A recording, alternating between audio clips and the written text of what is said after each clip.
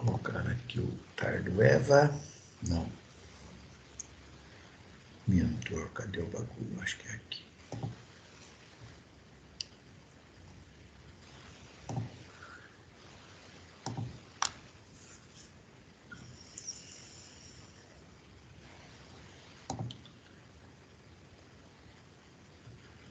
Fundamentos de marketing. Vamos ver. Hoje é o dia 15.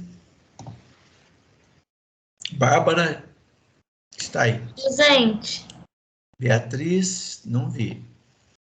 Felipe Augusto está. Ian, não vi. Júlia. Júlia está aí? A Júlia tá. Tá, Júlia Estou Duarte. aqui, professor. Luiz Felipe Meirelles. Presente. O Felipe Augusto está? Ah, é o Felipe Moraes, está Tô aqui. sim. Tô. Marina Fernanda? Acho que não. Sérgio Matheus também não. É isso? Só temos 4 alunos. 1, 2, 3, 4. Joia. Se chegarem, eu dou presença depois.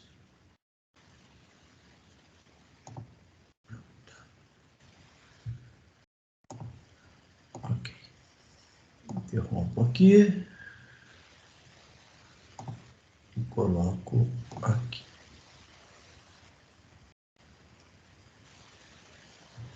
Peraí.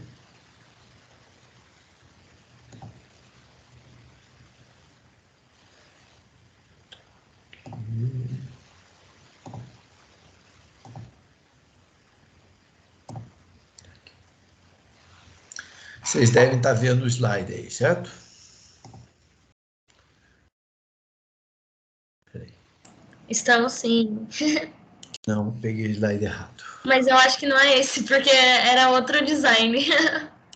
Peguei o slide errado. É esse outro aqui. Muita aula. A gente fica meio perdido. É esse aqui. É esse. Então, olha só. Na aula passada, a gente estava vendo as características do mercado consumidor. Daí eu pulei aqui para o slide 57 e 58, em que eu falo da hierarquia de necessidades do Maslow, que, na verdade, não é uma hierarquia, é uma coexistência de 5 necessidades que mudam à medida que mudam nossas condições pessoais e profissionais. Né?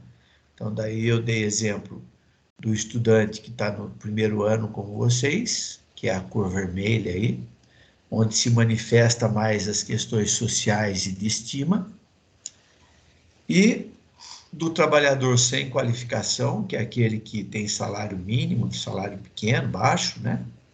E que ele só se preocupa com o se alimentar e com a segurança de que vai poder comer amanhã de novo. Não tem quase nada de percepção social, não tem convívio social praticamente. Tem pouca a questão de estima. As pessoas, normalmente você fica sabendo a idade de uma pessoa com essas condições, você se assusta em saber que às vezes a pessoa tem 40 anos e fala, nossa, parece que tem 90 anos. Porque o microfone aberto aí, dá para fechar? A pessoa não tem condições de se cuidar, tem pouca autoestima ali, não se preocupa muito. Né? Não sobra tempo e muito menos dinheiro para se preocupar com as questões de estima. E de autorrealização, então, não tem nenhuma, né? Porque Malemar sonha em continuar vivo, quanto mais em pensar em fazer coisas para realizar algum sonho, alguma coisa assim. Então, é uma vida complexa. E o terceiro caso é um aposentado aí de classe média, né? Então, ele aposentou. Se ele é um trabalhador de classe média, ele aposentou ali com um salário que, pelo menos para comer, mais algumas despesas, dá. Né? Mas ele já se preocupa um pouco mais com segurança, porque ele não sabe o dia de amanhã, então ele não gasta a aposentadoria dele com medo, fazendo reserva, porque se ficar doente vai dar trabalho para filho, vai ficar desamparado, sei lá. Então ele acaba preservando o pouco que sobrar. Diminui bastante a questão social e de estima, né? Tô velho já, não tem mais aquele pensamento de que é bonito, de que é feio, de conquista, tá? Já passou a época dele. Aspecto social também limitado, não trabalha mais, se isola, né? E se manifesta muitas vezes a autorrealização. Então, vai cuidar de uma horta, nunca teve tempo para isso, vai estudar alguma coisa que nunca teve condições de fazer, né? Vai pintar, vai fazer escultura. Então, começa a surgir desses aposentados, até estimulado pelos grupos de terceira idade e tal, né? A desenvolver alguma coisa para se manter útil, ocupado, porque o desocupado acaba pensando besteira e morre cedo, e acaba atuando nessa questão da autoestima. Como eu falei,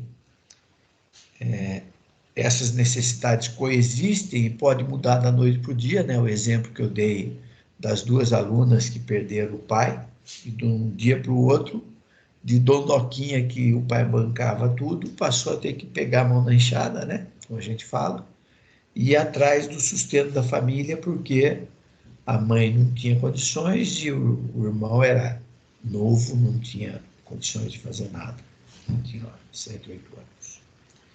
E do outro lado também é verdade, né? Às vezes você não tem nada, é um trabalhador desse sem qualificação, mas teve uma luz lá, passou na porta de uma loteria, comprou um bilhete qualquer lá de Mega Sena, sei lá, 2, 3 reais, sei lá quanto, e o pombo passou por cima dele e mandou um presente para ele, e junto veio a sorte, ganhou na Mega Sena, sei lá, e de repente ele não tinha nada e está com milhões no banco. E da noite para o dia, ele deixa de se preocupar com a questão de alimentação e de segurança, e aquilo tudo que ele nunca pôde fazer, ele vai fazer. Então, ele vai buscar relacionamentos sociais, vai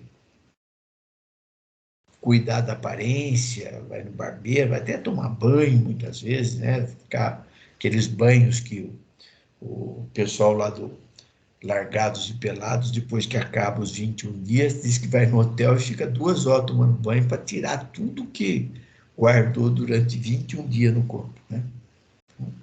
Muda da noite para o dia. Então, ó, vocês, um exercício legal que a gente faz depois que conhece isso aqui, é ter em mente que nós temos essas 5 necessidades coexistindo e a gente avaliar, né? Onde é que eu hoje tenho mais carência? Onde que eu estou com as minhas necessidades não satisfeitas? É na alimentação? Eu estou tendo dinheiro para comer bem? Eu tenho a segurança de que não vai faltar dinheiro amanhã, depois da manhã, para minha família? Ou eu sinto necessidade de ser aceito num grupo de amigos, de ter um grupo para conviver e tal? Ou eu estou carente porque eu me acho feio, né? O adolescente tem essa característica, né? Ele se vê no espelho ali, ele começa a se achar feio porque tem espinha, o nariz não é perfeito, o olho não é perfeito, a boca não é perfeita, e daí a gente se acha feio. O professor, Hum. ainda mais agora, assim, na atualidade que, tipo, você entra, assim, nas redes sociais, tem aquelas pessoas perfeitas, com o nariz perfeito, com a boca perfeita, com o corpo perfeito, e você acha que você não é igual aquela pessoa, então você é feio. Só que, na real, aquela pessoa tá cheia de cirurgia plástica, cheia de coisa, e você tá se comparando com uma coisa que nem é real. Não, e pior, viu? Não vamos entrar nesse assunto agora, mas você já deve ter ouvido falar em outras paragens, né? Hoje se fala no tal do persona. Já ouviram falar, né? Sim, sim. Sim? Sim, eu até te perguntei na última aula, lembra? Não me lembro porque eu dou muita aula, acabo não lembrando tudo que falo. Mas o persona, o que que é, né? É uma releitura da segmentação do mercado, em que você constrói uma figura fictícia que acaba sendo referência do consumidor. Só que é uma referência assim, né? Ó, o meu público, né? Vou dar um exemplo aqui. Meu público é formado, para esses meus produtos aqui, é formado por mulheres com em torno de 30, 35 anos, bem-sucedidas, com nível superior, que tem cargo de gerência em empresa, que ganha mais de 15 mil reais por mês, que é frequentadora de academia, tem alimentação saudável e tal. Aí, e faz a figurinha até, né? O meu persona é esse. Como a Unital fez há alguns anos, criando lá uns bonequinhos que representavam o perfil dos nossos alunos. Como a Apple fez agora, com os bonequinhos também, um japonês, um negro, de origem negra, um, sei lá. E aí a Apple usa isso como uma espécie de um persona lá de quem usa o iPhone. Então, olha que sacanagem. As mulheres veem aquela persona que foi traçada como elas gostariam de ser. E aí, para elas se aproximar daquilo que elas gostariam de ser, ela passa a consumir, comprar aqueles produtos da empresa. Por quê? Porque a empresa está dizendo que os compradores dos produtos dela são aquelas mulheres bonitas, bem-sucedidas, atléticas, com consciência alimentar, com isso, com aquilo. Né? Então, a construção do persona, ela faz aquele papel, né, que o artista sempre fez na cabeça das pessoas.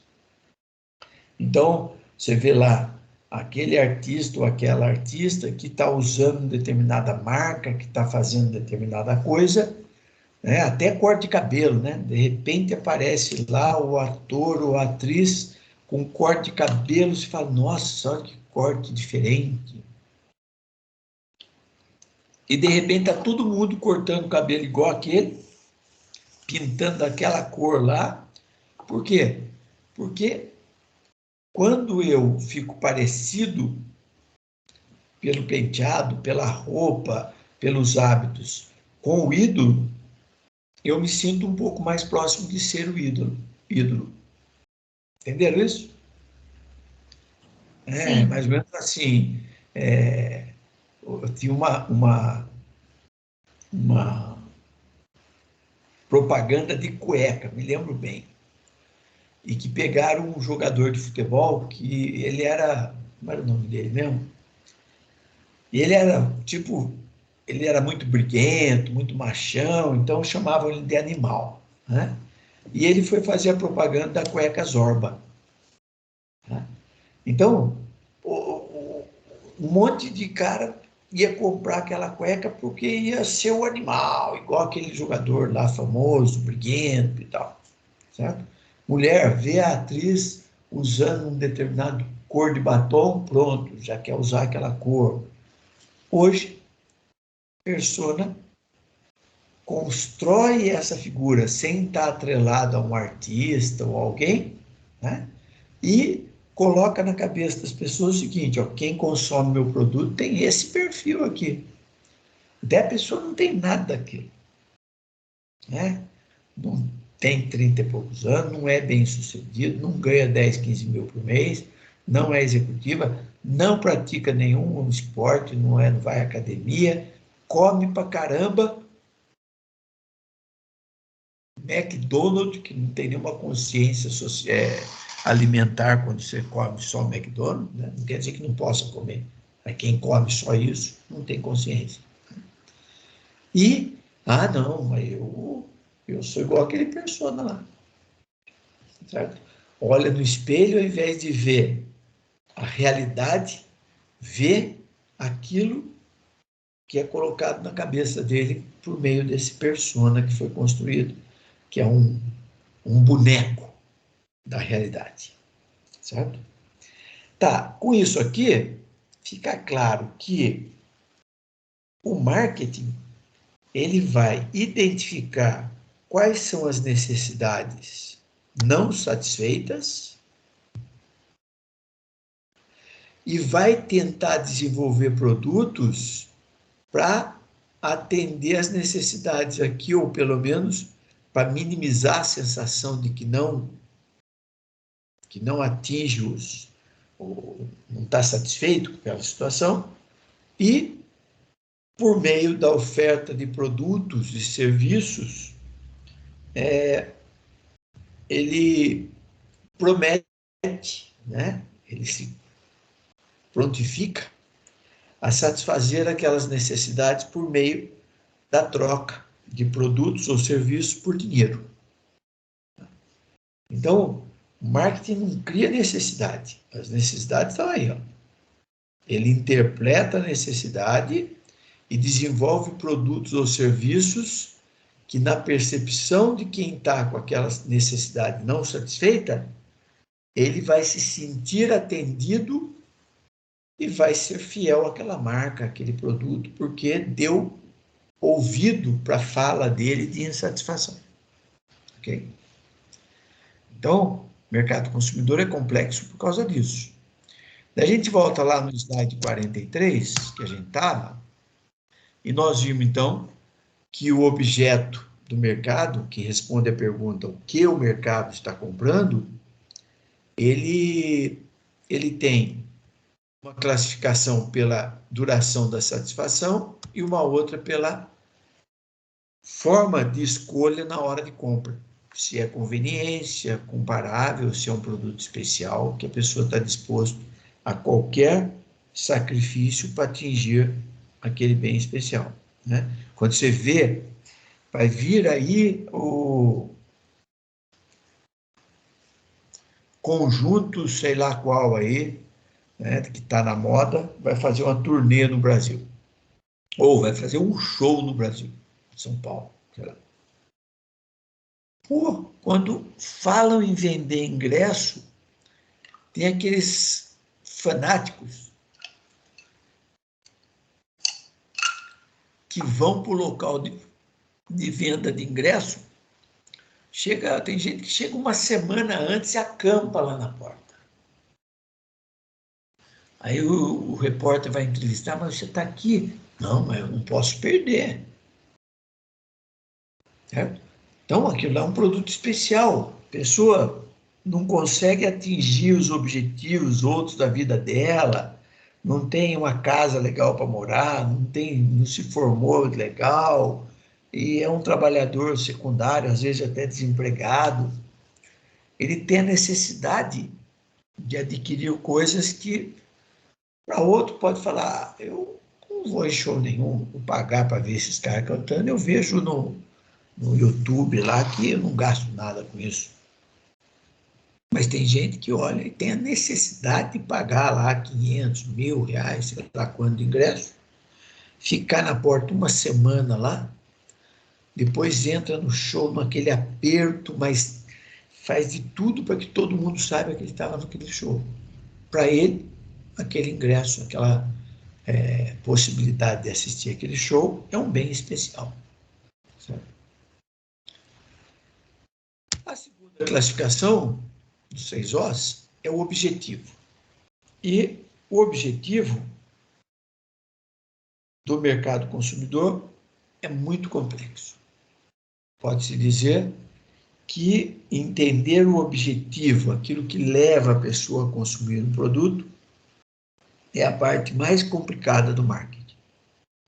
Porque se eu sei o que levou a pessoa a consumir aquilo, eu consigo criar uma campanha publicitária que destaque aqueles aspectos para que outras pessoas sintam a necessidade de comprar o produto.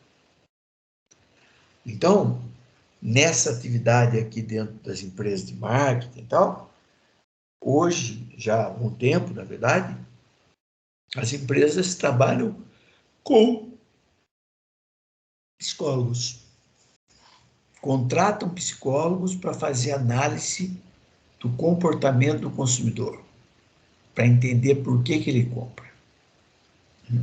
E daí, né, não foi nessa turma aqui, ontem, não, segunda-feira, numa outra turma que eu estava falando sobre isso, um aluno falou assim, tal cantor tem 2.000 pares de sapato. Porque eu estava falando que tem gente que consome e não sabe nem por que consome. Daí ele citou um cantor que tem 2.000 pares de sapato. E ele mesmo falou, o aluno, que perguntado, né? Esse cantor falou, ó, eu não tinha sapato, nenhum sapato quando eu era novo. E hoje que eu tenho dinheiro, eu tenho uma tendência a comprar sapato toda hora. Então, isso se explica num dos modelos aqui, em especial no modelo psicanalítico, que é aquele que é influenciado por aquelas carências que nem a gente sabe que tem, tá certo? Nesse caso, esse cantor, provavelmente depois que já tinha mais de 1.000 par, ele falou, por que eu tenho tanto sapato? Eu sequer consigo usar. Tem sapato que nunca usei. E aí, provavelmente, ele fez análise, sei lá, né? E a conclusão que chegou é que, ó, isso é um reflexo do meu psique, né? Da minha cabeça aí, que é uma necessidade não satisfeita no momento da minha vida e que hoje se manifesta de maneira até imperceptível como uma compulsão ao consumo. Certo? Então, tem esses 5 modelos aí que nos ajudam a tentar entender a razão do consumo, o porquê aquele comprador compra aquele produto.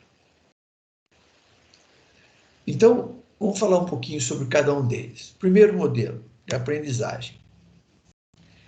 Aqui tem um jogo de palavras aí que eu confesso que eu não consegui construir alguma coisa mais simples. Mas o que diz esse jogo de palavras, Léo? Que as necessidades do homem se dão pelas interações de impulsos, estímulos, sugestões, reações e reforços. Então, nossas necessidades, elas são consequência desses 5 itens aí. Impulsos primários, por exemplo, fome, sede, sexo, a gente tenta fugir de dor, né? Ninguém gosta de sentir dor. Impulsos apreendidos,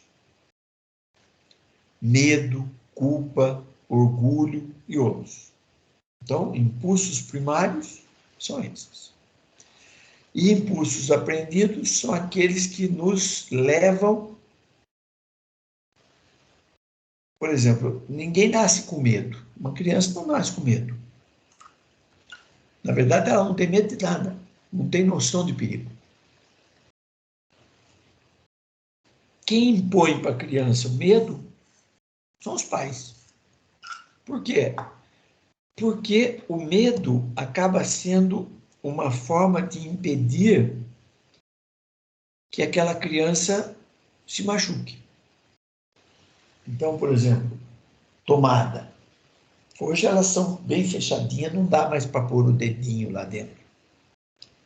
Mas as tomadas antigas, a criança ia lá e enfiava o dedo no choque. Então, os pais, para evitar que a criança faça isso, colocam medo. Né? Não pode, aí machuca, não, um monte de reforço ali, e a pessoa acaba aprendendo a ter medo. Culpa, também. Culpa é uma expressão de alguma coisa que foi aprendida. Né? Eu fiz isso. Ah, então você é culpado daquele problema e tal. Isso vai embutindo na cabeça da pessoa esse impulso aprendido da culpa. Orgulho também, né? Todas são coisas que você se aprende, orgulho, culpa, medo. O impulso é um forte estímulo interno que leva a uma ação. Então, por exemplo, aquele cantor lá, que eu não lembro o nome, até ficaram de mandar o link, porque perguntaram se eu conhecia, eu não conheci. Não conheço muito a artista. Principalmente os novos aí, daí que eu não conheço mesmo. Mas aquele cara tinha um forte impulso, ou tem um forte impulso, para entrar numa loja e comprar 1, 2, 3, 10 pares de sapato. Olha só, ele não tem controle sobre isso. Eu trabalhei com um cara assim. Trabalhei com um diretor, no Votorantim, que ele ia para São Paulo numa reunião, ele já tinha carro grande, porque ele ia para São Paulo, ele passava em algumas ruas lá de São Paulo e comprava máquina, furadeira, fogão, comprava. Eu perguntava para ele, fulano, por que você compra tanta coisa assim? Não sei, eu tenho dinheiro, eu gasto. Então ele tem um estímulo que nem ele consegue controlar. Né? Sente a necessidade, como ele falou, tenho dinheiro, eu gasto. Aí uma pessoa pode tomar um refresco para satisfazer sua sede ou um bombom para satisfazer a fome. Então, por exemplo, estou com sede. E a mulher fala, você tem sede, mas você não bebe água. Não. De vez em quando eu bebo. Mas se eu puder tomar um suco de fruta, que ali tem 90 e tantos por cento de água também. Mas é mais gostoso, eu tomo isso. Por que eu vou tomar água só? Eu tomo suco. Além da água que está nele, eu tenho lá alguma vitamina embutida. Então, é um impulso que nós temos. Satisfazer a fome com um bombom. Ah, estou com fome. Pô, você está com fome? Um bombom? Então não é fome. É uma mistura de fome e de compulsão a comer chocolate. Mas é um impulso. O que é uma reação? A reação é como uma pessoa responde a um estímulo. Então, você tem um estímulo que pode ser o quê? Uma propaganda. Aquela artista usando lá um batom, usando um vestido, ou comprando um sapato, usando um sapato, sei lá. E aí, a pessoa tem uma reação àquele estímulo. Ó, puxa vida, que sapato lindo, olha como essa moça ficou bonita com esse sapato. A reação é, Eu preciso comprar um sapato igual a esse. E essa reação, a reação ao estímulo, ela é influenciada pela configuração de sugestões. O que são sugestões? São coisas que estão no nosso cotidiano que vão nos direcionando para tomar determinadas decisões, para ter determinadas reações. Então, a soma de estímulos e sugestões nos leva a ter uma reação frente a uma determinada situação. Ao satisfazer a sede com refresco, a pessoa está sugestionada pela hora do dia, o custo e a disponibilidade das diferentes bebidas e assim por diante. Então, olha só, eu estou com sede, eu estou sendo sugestionada pela hora, pelo custo, pela disponibilidade de diferentes bebidas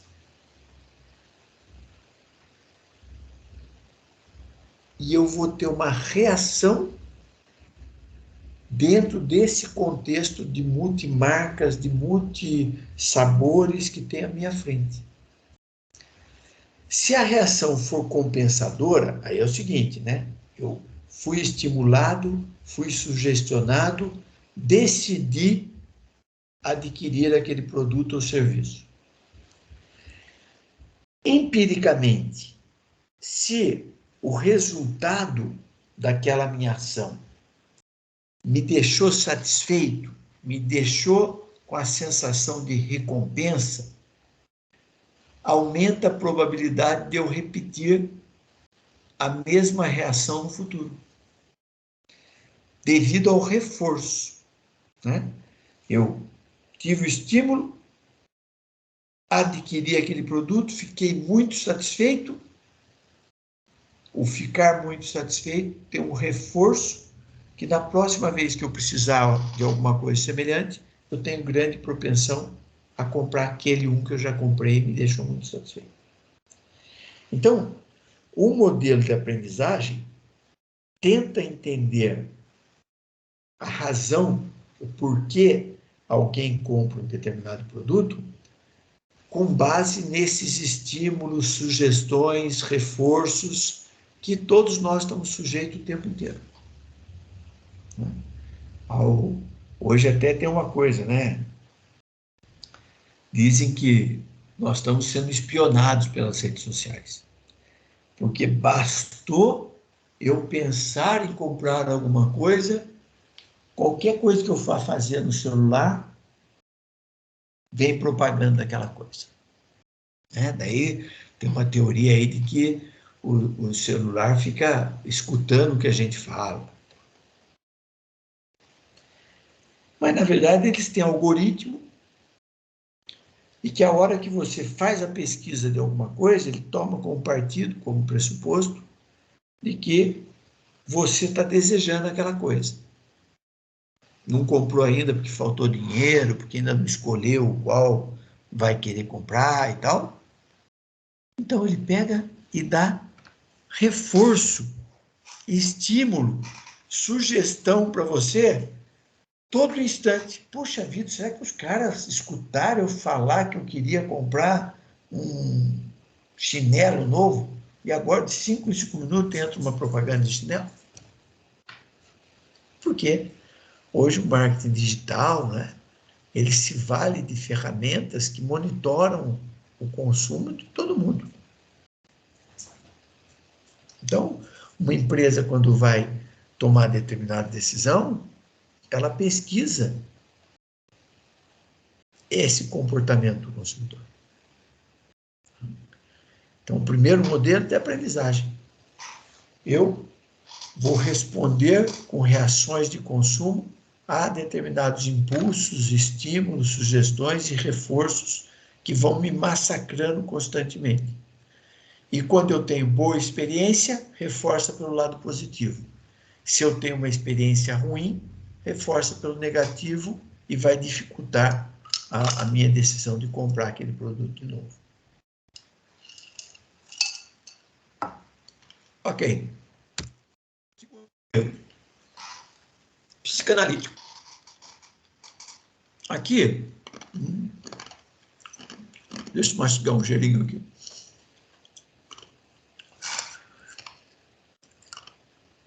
Aqui é baseado na psicanálise. Então, as necessidades do homem operam em diversos níveis de consciência. Então, nós somos influenciados por coisas que a gente não sabe da origem, né? E aí, quando você pega para tangibilizar isso, um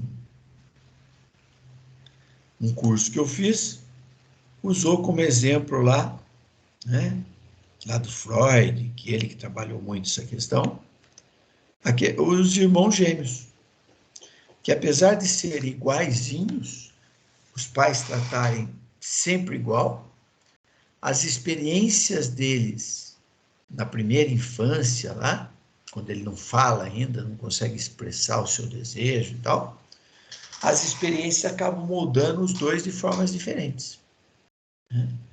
O Freud tem uma visão sobre os estímulos que levam a gratificações. Então, eu sou estimulado e aquilo que eu fui estimulado me deu satisfação, eu fiquei gratificado, fiquei. Isso reforça, né, o meu oculto ali, né, o inexplicável, por que eu tenho a necessidade de consumir esse tipo de produto. Então, quando eu falo no modelo psicanalítico, é assim, ó, você tentou entender por que a pessoa compra. Não são os outros modelos, muito provavelmente a pessoa está com uma influência lá da infância dele, como esse cantor, né, que não tinha nenhum par de sapato. Então, a hora que ele começou a ganhar dinheiro, ele começou a comprar par de sapato para olhar e falar assim, ó, eu venci, ó, um mané de classe baixa, de gente, uma família pobre, eu venci aquilo que eu não tinha quando era jovem, agora eu tenho 2.000. Né? 2.000 vai levar 6, 7 anos para usar todos sem repetir. É muito. Sem considerar o modelo psicanalítico, os especialistas podem interpretar erroneamente as razões que levaram o comprador a escolher um produto ou serviço a despeito de outras opções. Então, não existe um modelo certo ou errado. Você tem que analisar, segundo a visão dos 5 modelos, para ver aqueles que mais se aproximam de uma possibilidade de ser verdade, né? Porque é subjetivo. Eu não chego para a pessoa e falo assim, o que te levou a consumir? Modelo tal? Mas o cara nem sabe que modelo é esse. Os modelos foram criados pelos profissionais de marketing, né? Muito provavelmente com apoio de alguém da psicologia, para tentar entender como processa o processo de compra, o ato de comprar das pessoas. Então, você tem que analisar e falar, aqui se encaixa muito no modelo psicológico, psicanalítico. Aqui nós vamos ver o terceiro modelo, que é o sociológico. Eu vou dar um exemplo aqui, ó. Eu só vi vocês uma vez, né? Nós só tivemos, acho que, uma aula presencial. Eu não sei, e não me interessa saber, quem se enquadra nisso que eu vou falar agora e quem não se enquadra. Por quê? Eu dou minha aula preocupado em dar exemplos que estão nos livros, que são exemplos clássicos e tal, que ajuda a fixação do conceito. Mas algumas pessoas acabam interpretando de maneira errada e vão reclamar que o professor Archone é preconceituoso, ele é contra isso e tal. Então, antes de eu falar o exemplo que eu vou falar, né,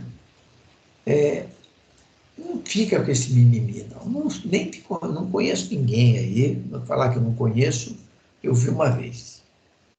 Então, não sei quem se enquadra, quem não se enquadra. Não estou falando, direcionando para ninguém isso tudo. Mas um exemplo de que os modelos, eles caminham, eles mudam, é o seguinte. Se a gente for analisar a origem da tatuagem, no Oriente, né? Japão, China, Coreia e tal, a tatuagem nesses países, ela tem uma conotação artística. Então, chega a ponto de, como o Japão tem uma linguagem bastante poética, né? Um símbolo significa uma história. O Japão tem 3 níveis de escrita. Um que é um alfabeto, tem a letra A, B, C, D, e daí você forma as palavras com o que representa o A, o B, o C, o D, o F, G e tal. Eu lembrava até os nomes, eu acho que é kanji, esse mesmo. Tem um segundo, que é o seguinte, aqueles símbolos significam palavras, às vezes alguma frase. E são símbolos diferentes. A gente não consegue diferenciar, porque a gente é um monte de risquinho.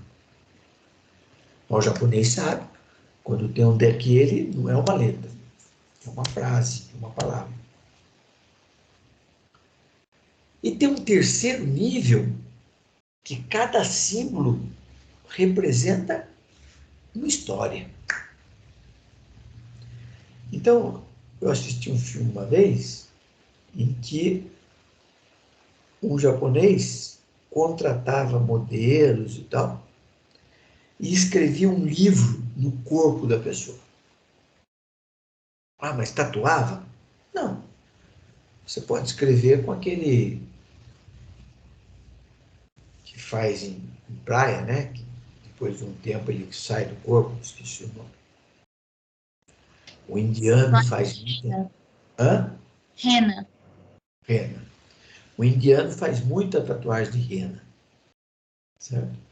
Pinta a mão, tal, pinta o rosto, que depois de alguns dias você lava, sai tudo. Não é definitivo.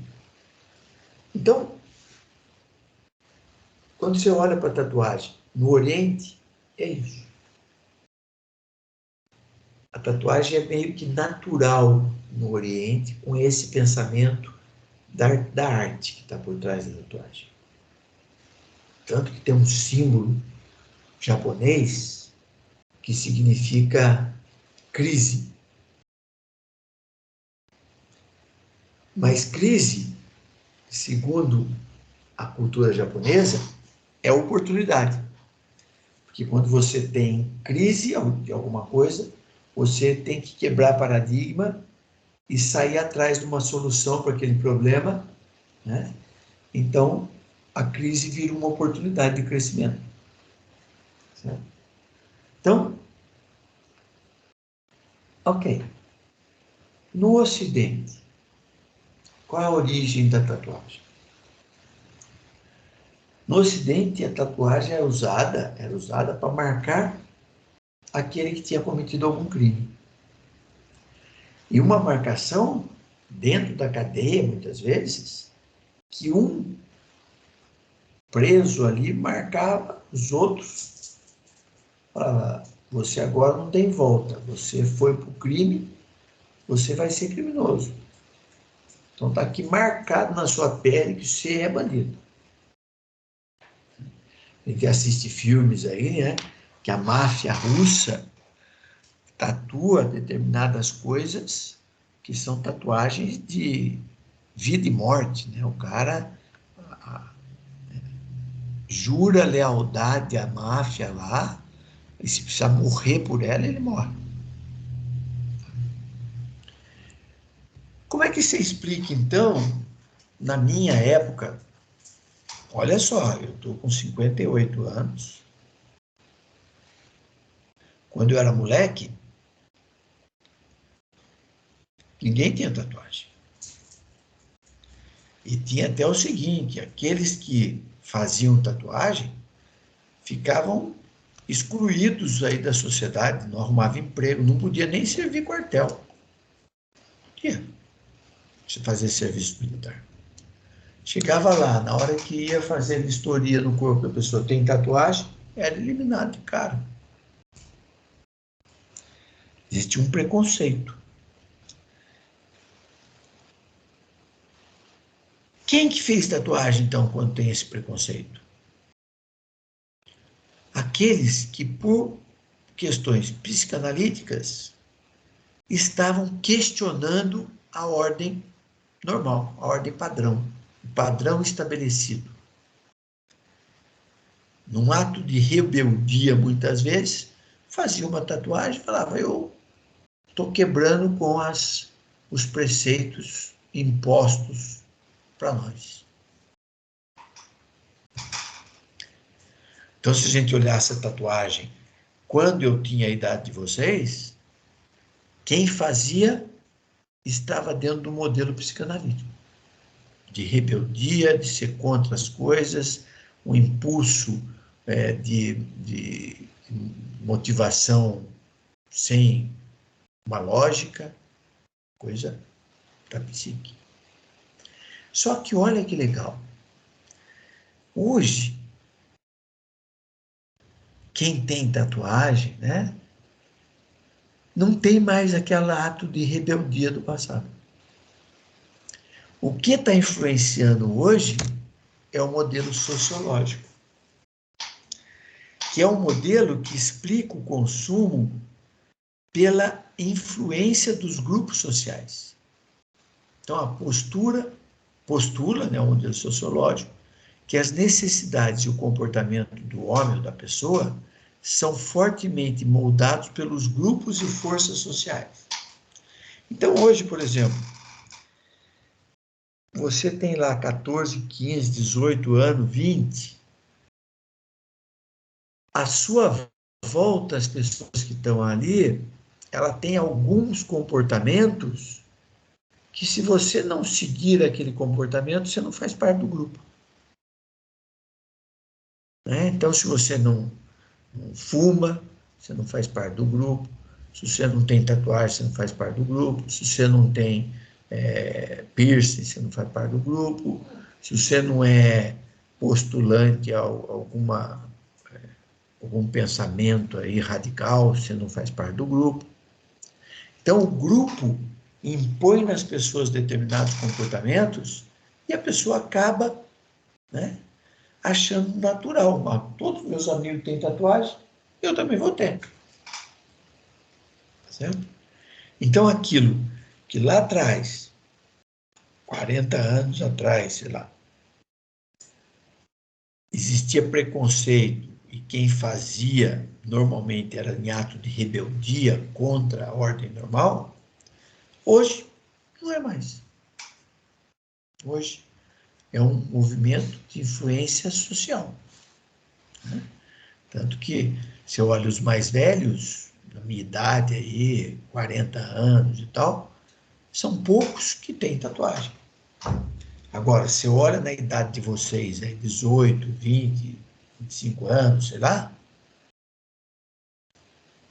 a maioria tem alguma coisa. Porque o meio que influencia para que essas pessoas façam isso. Outra coisa que explica o modelo sociológico é, por exemplo, na rua da minha casa, né? De repente, na 8ª casa lá à direita, o cara compra um carro, determinada marca, modelo, às vezes até cor. Passa 2, 3 meses, ou até menos, você vê do lado esquerdo um que comprou um carro igualzinho. Daqui a pouco uma pessoa em frente comprou outro igualzinho. O que está fazendo as pessoas a buscarem o mesmo? É o seguinte, aquela pessoa que comprou, é referência para os outros, e as pessoas acabam seguindo o hábito de compra daquela pessoa para se sentir próximo de ser igual àquela pessoa, que é modelo sociológico, certo? Então, eu sou influenciado pelo meio. E aí tem uma definição aí, né? As pessoas recebem suas ideias daquilo que desejam, de suas culturas, subculturas, classes sociais e grupos de referência. O desafio é determinar a influência e o comportamento relativo dessas diferentes fontes de influências sociais. Então tem aí a cultura, mais fundamental dos desejos de uma pessoa. Subcultura pode ser grande influenciador dado a maior identificação das pessoas com seus membros. Classe social, as divisões relativamente homogêneas e permanentes em uma sociedade, ordenadas com respeito a cada um e cujos membros compartilham dos mesmos valores. Então, para eu participar daquele estilo de vida lá, para eu ter interesses e comportamentos dentro daquelas classes sociais, tem algumas regras, certo? Então, a gente vê quando você começa a frequentar um grupo, né? Um grupo de amigos. Aí você vê que daqui a pouco todos estão falando igual, fazendo coisas iguais, gostando das mesmas coisas. Por quê? Aquele grupo forma ali um feudo, né? Em que aquelas pessoas se veem como mais iguais do que outras. E mais interessante, aí de repente um dos membros traz uma pessoa de fora, né? Eu estou citando um caso que acontece comigo. Nós temos um grupo, muda esse grupo normalmente, já participei de 5, 6 grupos diferentes, e esse grupo começa a ter atividades em conjunto. Ah, vamos para um show em São Paulo, vai todo mundo junto. Vamos, então, comer num restaurante tal, todo mundo vai. Vamos fazer um churrasco em casa. Qual o estilo? Cada um leva uma carne, bebida e vamos juntar tudo e fazer. Ah, agora vamos contratar um churrasqueiro. Daí racha o churrasqueiro. Amanhã vai ser na casa do outro, vai ser na casa do outro. Aí, de repente, um dos caras, um dos casais, sei lá, falou, ó, eu tenho um amigo aqui, eu vou trazer ele na festa em casa, tudo bem? Não era na casa dos outros, mas quando é na casa dele, convida algumas pessoas. Deixa de convidar, a pessoa descobre que você fez, fica chateada, então convida. Aí você vê o comportamento. Chegou uma pessoa de fora no grupo, já tem um olhando torto, qualquer coisa que a pessoa fala que sai um pouco do normal, já é mal interpretado. Existe um enorme do preconceito, porque o grupo tinha um grau de coesão em que fecha as portas para a entrada de pessoas estranhas ao grupo. Então, a influência social é terrível, nos molda. Grupos de referência. O indivíduo é influenciado por vários pequenos grupos com os quais interage, né, e age de 3 maneiras. Expõe as pessoas a comportamentos e estilos de vida alternativos, como eu falei do grupo que eu faço parte. Influenciam as atitudes e o conceito próprio da pessoa, dado o seu desejo de se enquadrar. Criam pressão para a submissão que poderão afetar sua escolha de produtos e marcas. Então, eu vejo, né? Eu como sou professor de marketing e tal, eu leio todas essas características e acabo me vendo como uma pessoa que não segue muito essas regras. Mas eu vejo que meus amigos todos têm comportamento muito igual. Eu posso achar que não tem, em algumas coisas eu posso não ter, mas em muitas coisas acabo sendo igual, certo? Porque o meio nos molda. O quarto modelo é o modelo econômico. Esse é o modelo mais comum, não só no mercado consumidor, mas no mercado organizacional praticamente só existe o modelo econômico. Então, ele acredita que o consumidor segue o princípio da maximização da utilidade, agindo a fim de maximizar sua satisfação por meio da melhor relação custo-benefício. Um consumidor não gastará toda a sua renda em um só produto em virtude do princípio da utilidade marginal decrescente. O que é isso? Você está no deserto, está morrendo de sede. Aí você encontra um vendedor de água. Aí você fala assim, dá a garrafa de água. Quanto custa? Ah, foi R$100. R$100? Mas a água é R$2 a garrafa, sei lá. Custo-oportunidade. Você tem algum lugar aqui para vender água para você por R$2? Não, não tem. Então, o custo da oportunidade me faz cobrar R$100 a água. Aí você fala assim, poxa, pago a água para o cara ou arrisco continuar andando e mais na frente achar uma fonte de água? Se você acreditar que vai encontrar uma fonte de água, você não paga o 100. Mas se você falar, puxa, se eu não achar, eu vou morrer, você paga 100. Aí você pagou 100 e o cara fala assim, você não quer comprar mais uma? Aí você pergunta, por quanto? Por 100. Não. Já matei minha sede. E não tomei tudo ainda, guardei 3/4 para eu tomar mais para frente. O que está acontecendo? Essa situação de utilidade marginal decrescente. A primeira garrafa de água é uma questão de vida ou morte. A segunda já não é. Então, se o cara efetivamente quiser vender a segunda garrafa, ele vai ter que abaixar muito o preço, muito mais perto do preço normal de mercado, do que aquele preço impositivo e até um roubo quando ele vende uma garrafa por R$100. Mesma coisa acontece quando você para no trânsito e fica preso no trânsito e passa aquele pessoal vendendo água, né? Ali não é nem uma questão de preço, porque o cara não cobra R$100 a garrafa. Cobra lá R$4, R$5. Lá. Mas é uma questão também de custo e oportunidade, porque você não sabe quanto tempo você vai ficar no trânsito, você não pode largar o carro ali e ir comprar em outro lugar, porque o carro anda aleatoriamente, você tem que andar aleatoriamente acompanhando o trânsito. E aí você tem dúvidas se aquela manuseio ali tem higiene ou não, né? Se a água daquele gelo que está ali para gelar a garrafa de água é um gelo de água potável ou não.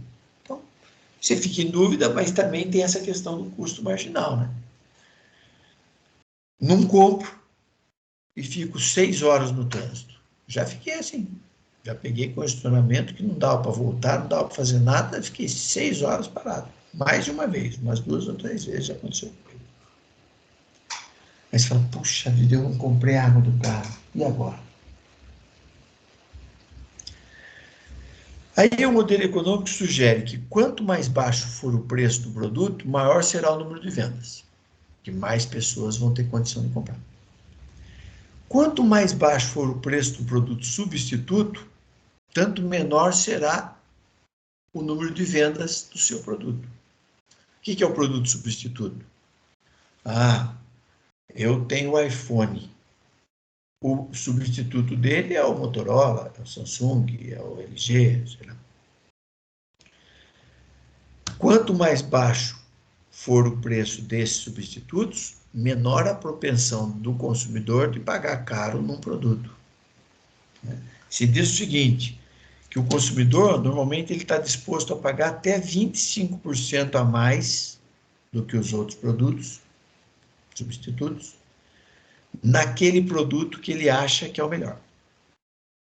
Então, se o mercado cobra em torno de R$100 um produto, um tipo de produto, a marca preferida do consumidor pode ter o preço de 120, 125 que a pessoa paga. Agora, dá para cobrar 300, 400 só porque eu gosto mais de você? Não. Quando acontece isso, a pessoa começa a ter a propensão a experimentar o produto substituto. E quanto mais baixo for o preço do substituto, maior vai ser essa dúvida de quem está comprando.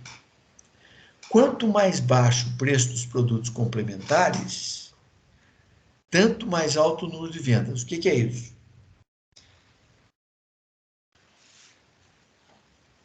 Se só tivesse os produtos originais da Apple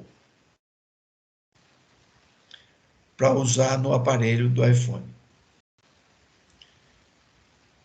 as vendas de iPhone seriam mais baixas. Por quê? Porque o produto original é uma fortuna. Você vai comprar uma capinha do iPhone original, é uma nota. Você vai comprar um aplicativo, é uma nota. Você vai comprar um headphone, um fone de ouvido, é uma nota. Então, se os produtos complementares forem muito caros, a tendência é diminuir a venda do produto. Quer ver? Carro importado. Poxa, carro importado, as peças de manutenção não estão sendo fabricadas no Brasil. Ela vem do exterior. E aí você só tem um carro que você comprou e vai usar no seu serviço. E aí ele deu um defeito, você levou, o cara falou, ó, não tem a peça, vai chegar. Mas não posso andar sem essa peça, o carro não anda. Não tem. A importação está prevista para chegar em 30 dias, 60 dias, em 6 meses, sei lá. O que você faz? Só tem aquele carro. Então, alguns problemas que os produtos importados tiveram de abastecimento de peças para fazer manutenção, criaram barreiras para as pessoas comprarem esses produtos. Porque não tem a disponibilidade ou é caro. Eu vi uma reportagem esses dias que um cara comprou um Jeep Compass. Acho que é Compass. E deu um defeito no Jeep dele, ele mandou na concessionária, demorou um tempão, quando ele foi cobrar, meu Jeep e tal, os caras entregaram um orçamento para ele. Custava 130 mil, se não me engano, ou mais, para consertar o carro. Ele falou, mas como? Eu paguei esse preço no carro. Esse é o preço de um carro novo. Ele denunciou, está dando uma repercussão aí nas redes sociais, vocês já devem ter visto alguma coisa sobre isso, né? Mas ele colocou nas redes dizendo, esse é o vendedor de Jeep no Brasil. O carro deu um defeito, ao invés dele resolver o problema, ele me impôs um preço que é o preço do carro. Ou seja, esse exemplo aí de mau atendimento da Jeep deve ter influenciado pra caramba nas vendas dela e deve ter caído a venda. Com certeza, esse fato aí fez desmoronar as vendas de Jeep. Quanto mais alta a renda real, dinheiro disponível pelo comprador, tanto mais alto o número de vendas, desde que não seja um produto inferior. Tá. Se o seu produto for bom, tiver na categoria bom para ótimo, e a renda real de quem vai comprar é alta, mais vendas você vai fazer. Agora, se o produto for ruim, o mercado pode até estar cheio de dinheiro, mas não vão comprar o seu produto porque ele não é reconhecido como um produto de qualidade. Quanto mais altas despesas com comunicação, ou seja, quanto mais propaganda você faz, quanto mais contato você tem com o público-alvo, né, mais alto vai ser o número de vendas. Então, por isso que as empresas fazem muita propaganda para, na hora que o consumidor tem necessidade daquele produto, o que vem na cabeça dele é a marca que massacrou ele com propaganda. E o quinto modelo Vou dar um exemplo aqui, ó. O modelo econômico é muito interessante. As minhas decisões, só teve um carro meu, que foi um Peugeot 206, que eu comprei por impulso. Único. Eu estava indo para Ubatuba um dia à noite, e pelo retrovisor eu vi um farol com olho de gato chegando atrás. Quando me alcançou e passou, eu falei, puta, que carro legal. E aí eu não ponderei nada e fui comprar um Peugeot. Na época eu trabalhava em Barra Mansa, tinha uma concessionária Peugeot em Resende. Eu fui lá e comprei o Peugeot. Caí na real, quando eu peguei, quando estava para pegar o carro, me arrependi até. Quando eu estava para pegar o carro, eu já tinha me arrependido.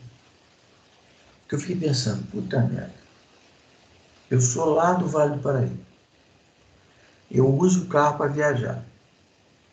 Rapidamente eu vou estourar os 10 mil quilômetros para fazer revisão. Quando eu for fazer revisão, como é que vai ser? Eu vou deixar o carro lá na concessionária em Resende.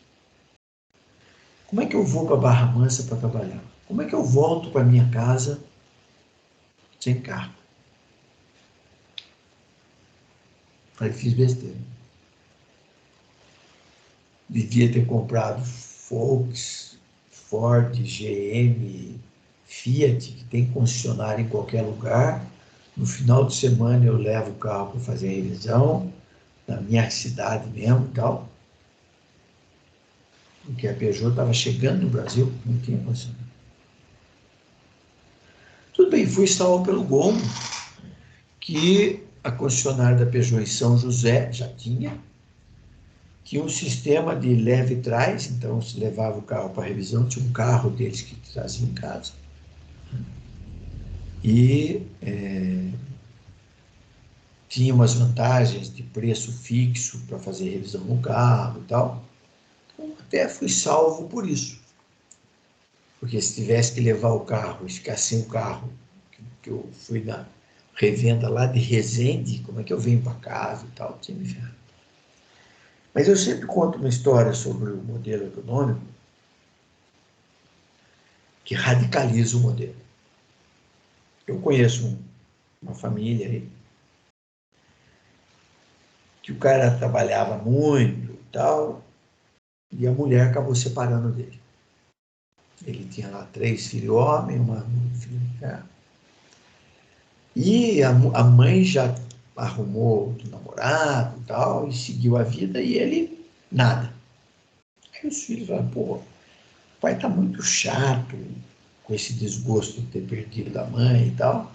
Os filhos começaram a estimular o pai a arrumar um namorado. Isso é caso real. E o pai era um professor, né? Área de exatas, engenheiro e tal. Um dia ele chegou para os filhos e falou assim, ó, eu já escolhi a minha namorada. Mas como é que você escolheu, pai? Não, fiz assim. Ele mostrou uma planilha que ele fez com diversas características. Idade, entre tanto e tantos anos. Nem muito nova, mas também não quero gente muito velha. Com um certo grau de escolaridade. Com isso, um grau de beleza de 0 a 10 lá, sei lá, 7 para cima. Fiz uma lista. Colocou o nome de algumas pessoas que ele tinha relacionamento. E ele foi dando nota. A mais bonita delas é essa aqui. A segunda, a mais feia é essa aqui. A segunda é essa, a terceira é essa. Ah, beleza. Escolaridade. Essa tem nível superior, essa não, essa tem meio burrinha, tal. Fez uma planilha e falou, ó, a que teve o maior número de pontos na minha planilha é fulana. Então, eu estou falando para vocês que eu vou propor para ela da gente começar a namorar. O pai, mas você já conversou com ela? Não. Mas agora vocês aceitando, aí eu vou conversar com ela. Comentários? Ninguém vai comentar isso? Sobre essa história? É. Ah, meio estranho esse cara, no mínimo meio psicopata, mas tudo bem. Não, para vocês terem ideia, ele fez uma escolha tão legal que eles já estão juntos há mais de 30 anos. É você então, professor? Ah, Ah, tá. Então, se for você, é mentira. Você não é psicopata, professor. e eu nem me separei de ninguém. A minha mulher é Vai a se minha ferrar, né, namorada. professor? A minha cara dá uma bola fora dessa, meu Deus. Ah, Falar de verdade. Se psicopata, fosse daí ser eu, o professor, eu né? persegui você agora. Não, mas esse caso é um caso real, né? Em que ele escolheu e se dá bem, né? Os filhos não gostaram muito de umas coisas e tal, mas se deu bem. Ele escolheu, a mulher está com ele até hoje e eles se dão bem. E foi uma escolha pelo modelo econômico, certo? Então, olha só, o modelo econômico é aquele mais natural, é aquele que você toma a decisão com quase nenhuma influência de subjetivismo ou de irracionalidade. Irracionalidade. Você pontua, vou comprar um carro, né? Preço máximo e mínimo, ou entre que valores eu posso pagar o carro? Ah, entre X e Y.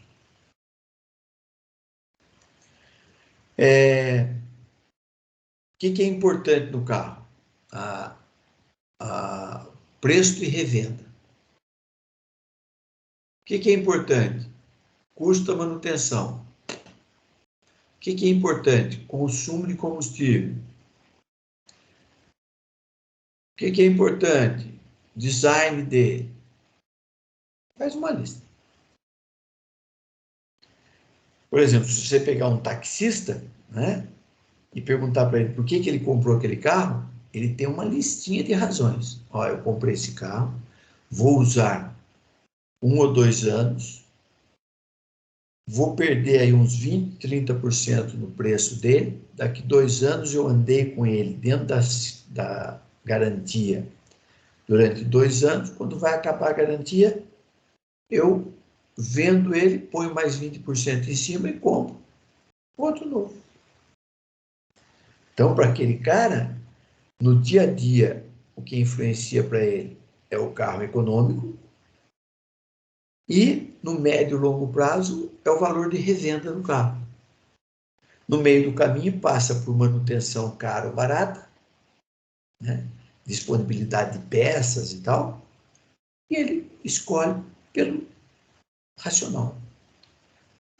Quer ver uma coisa que, por mais irracional que a gente seja, na hora de comprar, a gente acaba usando o modelo econômico? Quando você vai comprar a sua casa, seu apartamento,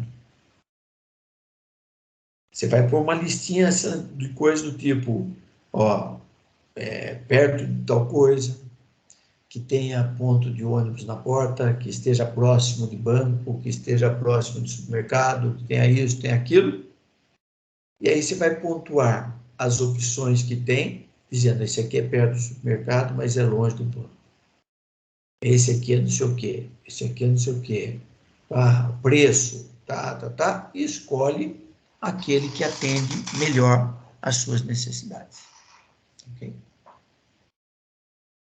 O último modelo é o modelo da hierarquia de necessidades, que se baseia naquela teoria do Maslow que nós vimos na aula passada. Então, o que ele diz? Que a pessoa que está com as necessidades inferiores, né, de sobrevivência e de segurança, ela tem uma tendência a dar um certo valor na hora de comprar produtos de primeira necessidade, bem diferente de quem está com as necessidades básicas satisfeitas. Então, vocês que provavelmente se enquadram naquele desenho que eu mostrei, em que tem poucas preocupações com sobrevivência, com segurança, e acaba se preocupando mais em ser aceito no grupo social, de cuidar da autoestima e assim por diante. Ou seja, você não vai dar muito valor na hora de comprar um bem de primeira necessidade, porque você não precisa daquilo. Você vai dar um foco grande na hora de comprar os bens secundários, que tem a ver com ser aceito num grupo social e tem a ver com a sua autoestima, você se amar, você se ver, falar, eu me sinto bem. E para isso começa a cuidar, né? Corta o cabelo, tira a sobrancelha, e hoje sem preconceito, né? Porque o homem também tira a sobrancelha, né? Faz limpeza de pele, pinta o cabelo de cor diferente, certo? Usa maquiagem, tem maquiagem para homem hoje e tal. E tudo isso para você se sentir bem com você mesmo. As compras no modelo da necessidade, da hierarquia de necessidades, são motivadas pelas necessidades não satisfeitas. Então, aquilo que eu não estou satisfeito é o que vai influenciar na hora de eu comprar.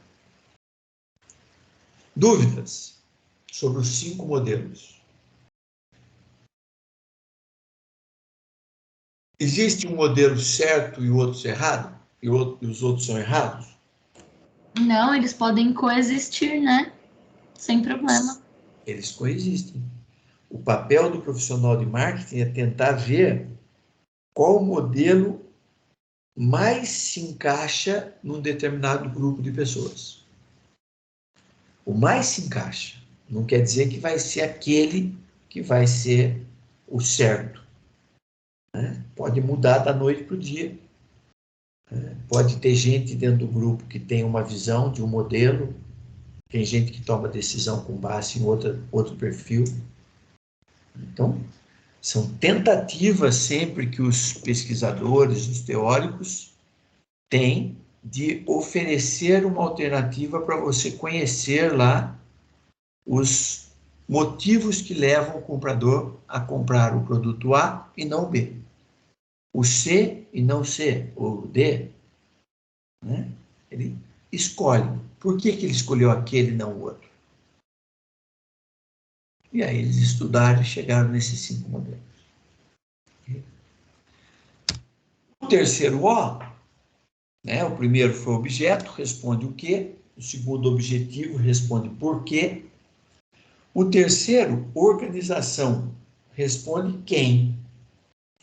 Então, a unidade de tomada de decisão é um indivíduo ou um grupo de indivíduos em um processo de tomada de decisão que compartilham de objetivo ou objetivos comuns e que dividem o risco relativo à decisão.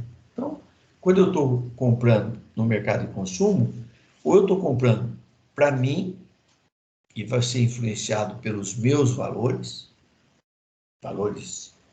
que eu valorizo, ou estou comprando para minha família.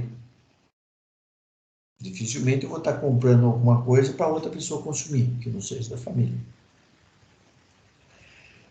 E existem 5 papéis dentro desse processo. O primeiro é o do iniciador. É aquele que identificou a necessidade, sugeriu ou pensou na ideia de comprar o produto específico. Então, vamos dar exemplos. Vocês, quando você sente a necessidade de comprar uma calça, uma blusa, um sapato, uma bolsa, sei lá, né? Você identificou a necessidade, porque seu sapato furou, sua bolsa está muito feia, você precisa comprar uma blusa porque você vai sair, as suas blusas já são batidas. Então, na idade que vocês têm, vocês influenciam, vocês iniciam o processo. Já de uma criança com menos de 5, 6 anos, quem vai identificar a necessidade, quem vai pensar em comprar alguma coisa, é a mãe, o pai. Porque a criança ainda não influencia sobre isso.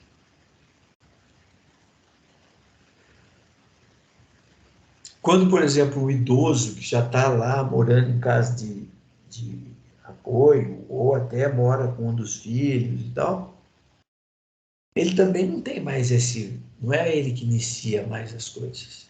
As outras pessoas pensam por ele. Ele está precisando disso. O segundo papel é o influenciador. É aquele que explicita, fala de forma explícita ou sugestiona implicitamente, exerce alguma influência sobre a decisão final. Então, por exemplo, você falou para sua mãe, ó, estou precisando comprar um sapato novo.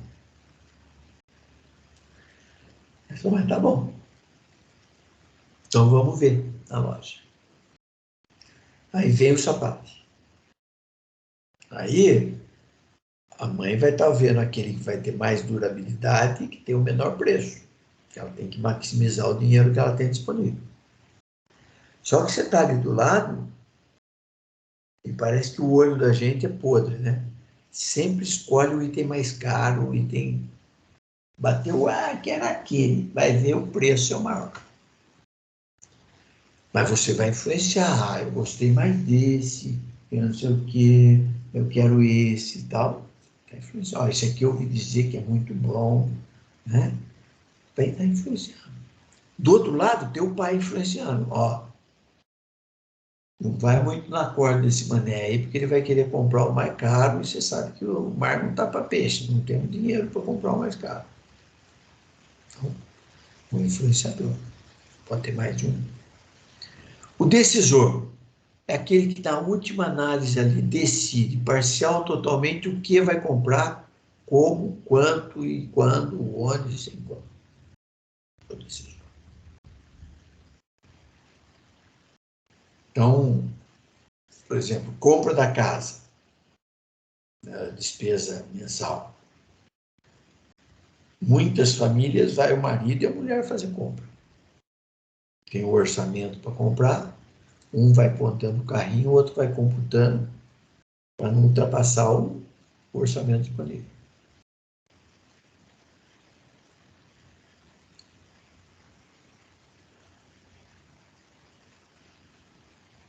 Vamos trocar de carro. Os filhos opinam, influenciam, a mãe influencia e tal, mas a decisão vai ser tomada ali pela mãe, pelo pai, pelos dois, né? Porque eles que sabem a disponibilidade de dinheiro que tem, quanto pode comprometer e assim por diante. Então, muda os papéis. O comprador, né? Você falou para sua mãe, estou precisando comprar tal coisa, ela dá uma pesquisada e tal, escolhe e fala para você, então, está aqui o dinheiro, vai lá comprar. Aí você vai lá e efetiva a compra. E o usuário é aquele que vai usar e verificar se o produto atendeu às necessidades ou não. Pode ser que uma pessoa só seja o iniciador, o influenciador, o decisor, o comprador, o usuário? Pode. Pode ser que numa estrutura de um determinado produto, o iniciador seja diferente do influenciador, que é diferente do decisor, que é diferente do comprador, diferente do usuário? Pode. Tá? Então, você pode ter uma pessoa fazendo tudo ou cada coisa sendo feita por uma pessoa diferente. E nós estamos falando de mercado consumidor, então é dentro da família, dentro do grupo familiar. Né? A organização tem características familiares. Então, por exemplo, foram definidos 4 tipos de famílias. Família autônoma.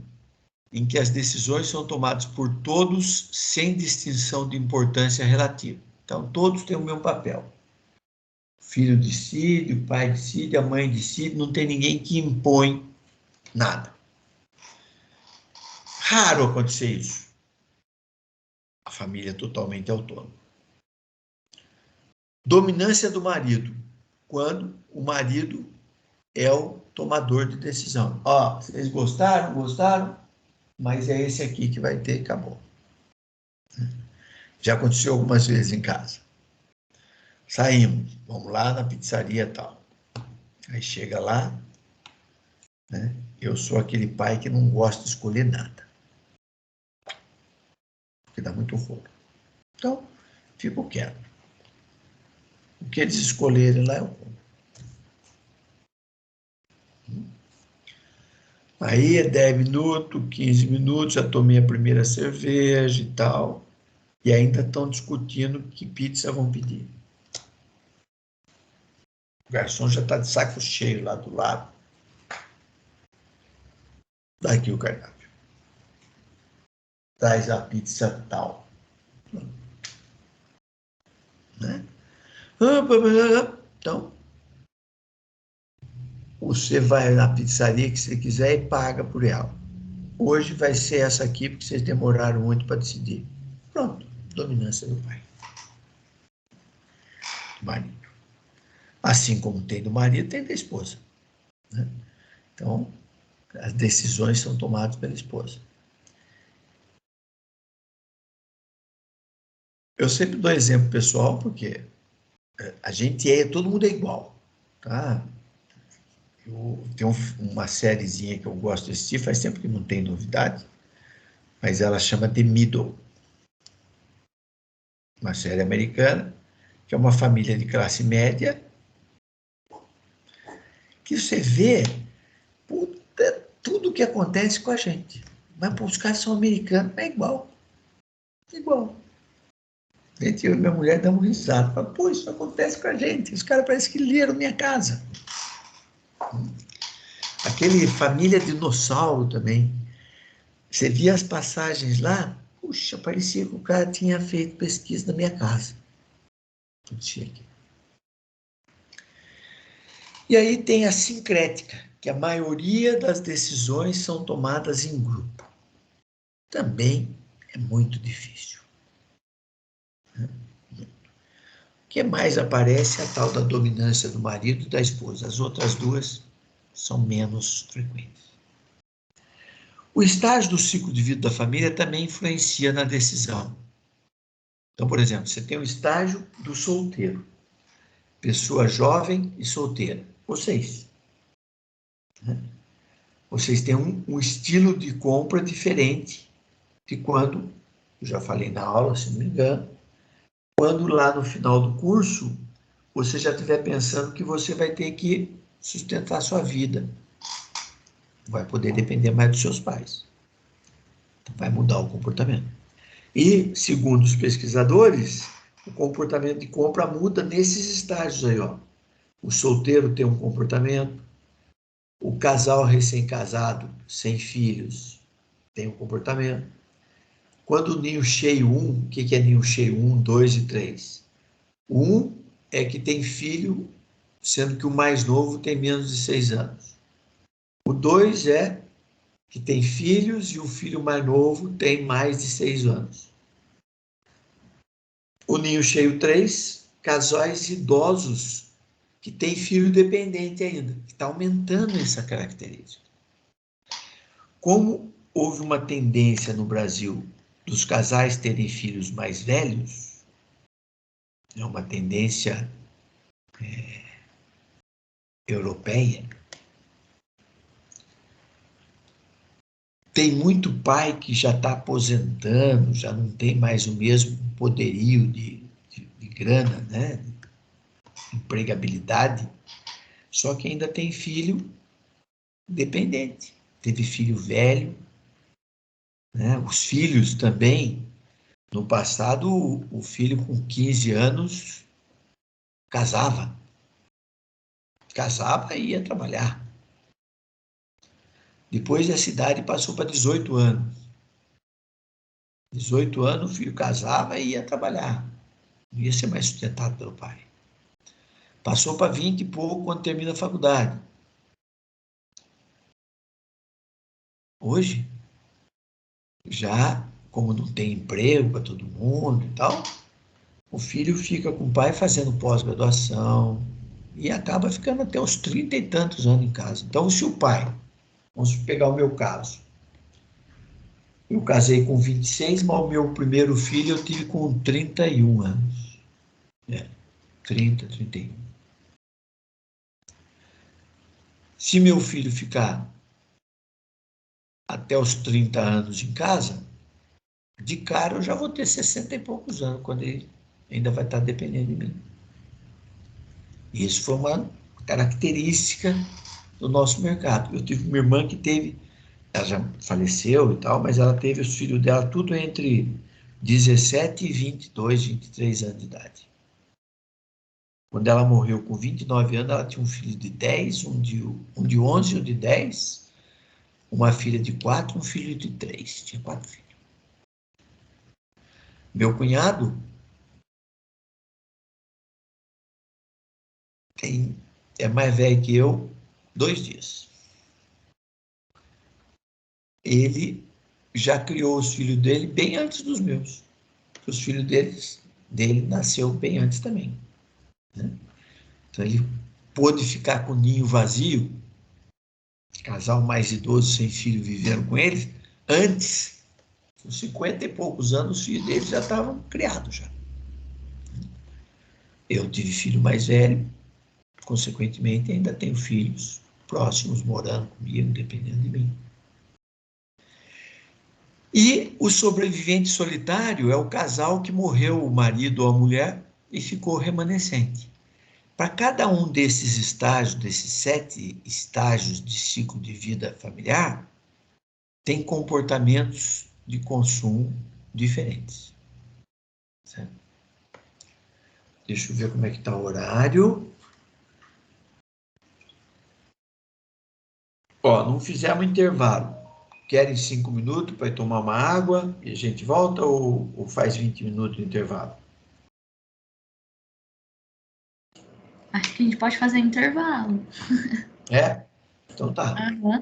Então 9 e 5, 9 e 25, vocês voltam. Se não voltar, eu começo a dar aula sem vocês mesmo. Beleza. Tá bom? Tá bom, professor. Tá bom. Tá. Eu vou interromper a gravação para não ficar esse vazio aí no meio da aula. Tá bom? Então vai ter duas gravações lá no Eva.